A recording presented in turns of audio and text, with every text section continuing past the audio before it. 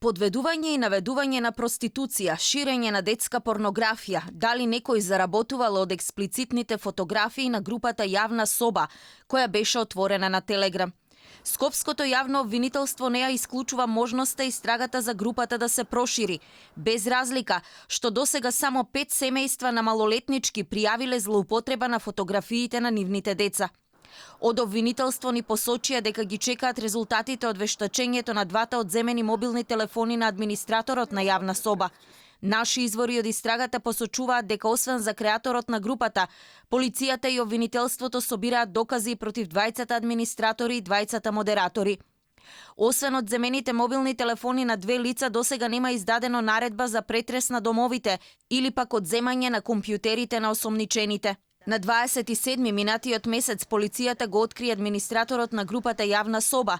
Маж на 31 година беше осомничен дека ја креирал групата и ја води од две различни имиња – Медо и Вирус. Во полицијата на распит покрај него беше повикано уште едно лице.